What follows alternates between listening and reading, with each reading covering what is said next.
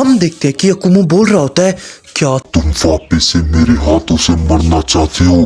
मैंने कहा ना, मुझे इस बारे में कुछ भी बात नहीं करनी। इस पे ग्रैंड प्रीस्ट बोलते हैं, ठीक है अकुमो, जब ये सब होगा तो तुम अपनी आंखों के सामने जिन्वो की मौत का तमाशा देखोगे।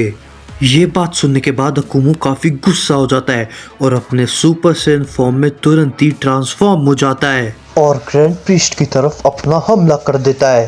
ग्रैंड प्रीस्ट उसको देख के काफी डर जाते हैं, लेकिन तभी हम देखते हैं कि अकुमो जैसे तैसे खुद को रोक लेता है और अपने नॉर्मल फॉर्म में आ जाता है। और तभी वो ग्रैंड प्रीस्ट से कहता है, जिन्वो को मारना किसी के लिए भी बच्चों का खेल नहीं है, समझे? तुम उसकी असलियत नहीं जानते। इस पे ग्रैंड प्रीस्ट कहते हैं, लेकिन तुम मुझे ये बात बताओ कि वो महापले से बच जाएगा। ये बात को सुनने के बाद अकुमो एकदम चुप हो जाता है और कुछ भी नहीं बोलता। तभी इसी पे ग्रैंड प्रीस्ट बोलते हैं, ये बात तुम भी जानते हो, ये नामुमकिन है। वो क्या चीज़ है जिससे तुम घबरा रहे हो? इस पे अकुमो कहता है, तुम उसकी चिंता मत करो, मैं सब कुछ संभाल लूंगा। मुझे पता है कि मुझे क्या करना है। ठीक है अकुमो, जैसी तुम्हारी इच्छा। ये बात को कहने के बाद ग्रैंड प्रीस्ट भी वहाँ से चले जाते हैं और वो मन ही मन कहते हैं, मेरी इतनी कोशिशों के बाद भी वो कुछ भी नहीं कह रहा। इन सब चीज़ों का कोई भी फ़ायदा नहीं है। अब बस एक ही रास्ता है, सालमा जल्द से जल्द सब कुछ पता लगा ले। और दूसरी तरफ हम गोहान को देखते हैं, जो कि रकुमा के सामने खड़ा होता है और वो उससे कहता है, मुझे इस चीज़ की उम्मीद सच में नहीं थी, लेकिन फिर भी क्या तुम्हारे पास भी सेलेस्टियल सील है?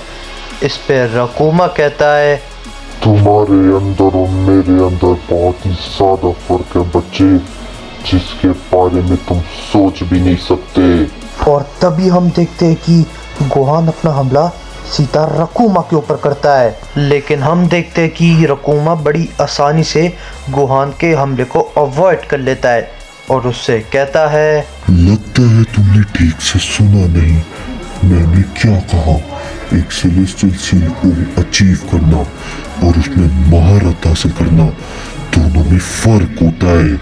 और तुम्हें बिल्कुल भी अंदाजा नहीं है कि तुम्हारे सामने आखिर कौन खड़ा है। ये बात को कहने के बाद हम देखते हैं कि रकुमा एक बहुत जोर का हमला सीधा गोहान के ऊपर करता है, जिसे गोहान रोकने की पूरी कोशिश करता है, लेकिन हम देखते हैं कि उस चीज़ का कोई भी फायदा नहीं होता और वो काफ़ी दूर जाके गिरता है।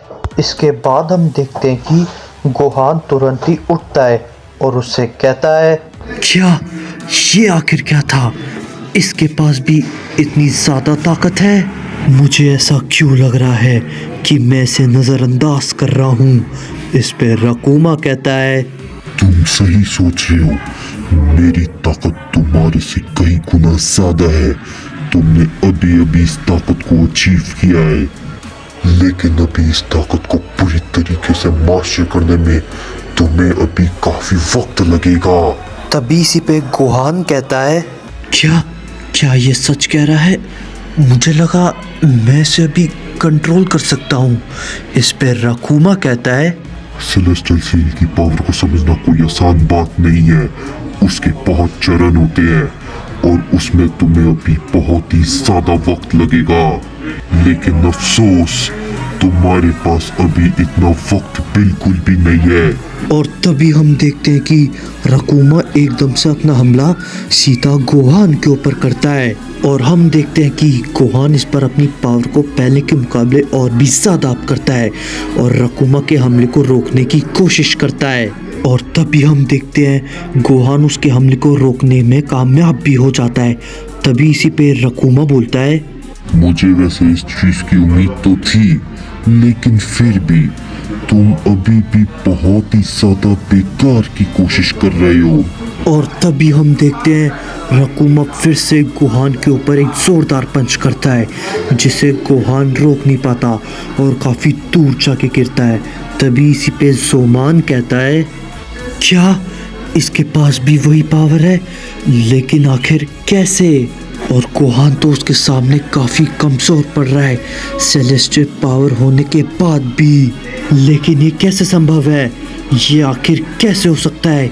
मुझे लगा था कि गोहान उसे हरा सकता है, लेकिन अब देख के ऐसा लगता है कि गोहान के सारे हमले उसके सामने बेकार हो चुके हैं।